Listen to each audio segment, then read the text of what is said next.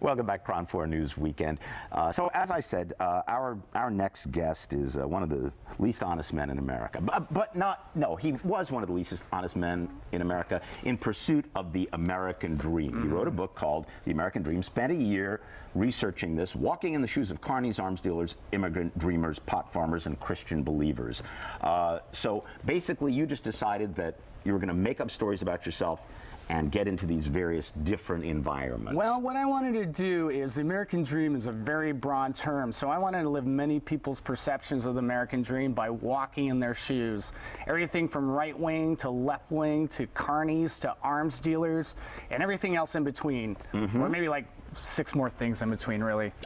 Okay, so let's talk about let's just say the carnies. Yeah. Now, how do you get to be a carny? I saw a sign in Gibsonton, Florida. It's the retirement home for carnies. It's the hometown of Lobster Boy, if you ever seen the A&E documentary special. And there was a sign up in the bar. It said, carny help. No drunks, no druggies, and a phone number. But you applied anyway. Yeah. And then they just said, I called the number. They said, get on down here. And the next thing I knew, I was in rural Indiana on the Kentucky border, sleeping in a trailer behind the tilt-a-whirl. And it was scary. They must have been on to you right away. Well, I think they thought I was an undercover cop at first, but then the carny American dream is no matter who you are and what your background is, if you work hard enough, you'll be accepted as a carny. So, got to ask, that's your real hair, right? Right. And did you have those rastas when you were doing that? See, each American dream, I adopt a different style and look that will fit in with everything from the carnies to, say, the pot farmers to the military weaponry arms dealers. Okay, so a carny, for example, how do you look like a carny? I had a scorpion belt buckle, kind of a sleeveless cutoff black shirt, American flag bandana, and kind of like didn't shower for a while.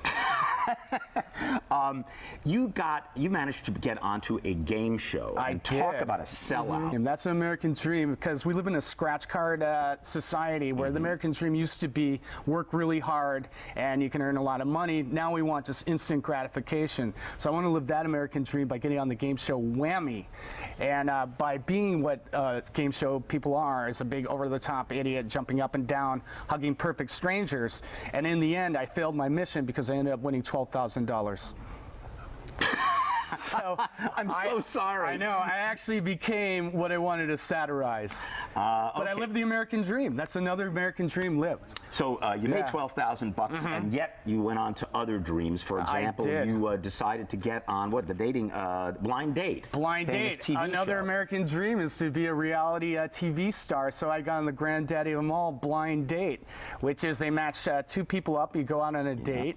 So mid-date, I ate 8 sticks of butter, changed into German lederhosen, but in the end got the American dream because I still got to smooch the girl at the end. Oh, well, at the end, did she actually say that she liked you? She actually said she would go out with me again.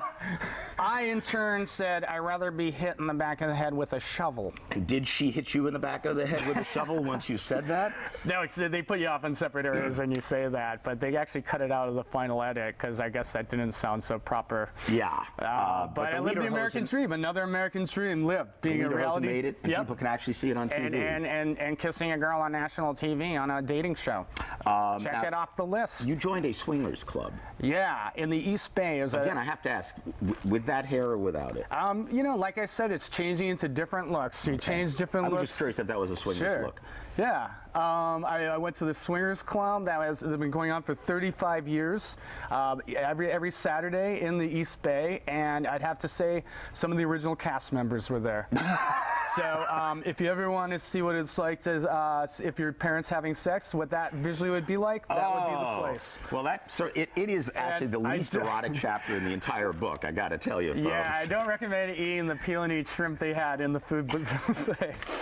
Harmon Leon, the book is called The American Dream, Walking in the Shoes of Carnies, Arms Dealers, Immigrant Dreamers, Pot Farmers, Christian Believers. And you can meet him November 19th, 7:30 at Books Incorporated in Mountain View. You can go to booksinc.net for more information. And, you know, we didn't even get to, like, the pot farmer. We didn't the undocumented worker. Now, that's an interesting challenge. So it's all in the book. It's all there in The American Dream. Thanks very much for joining us. Thanks for having me. We'll be right back on KRON 4 News Weekend.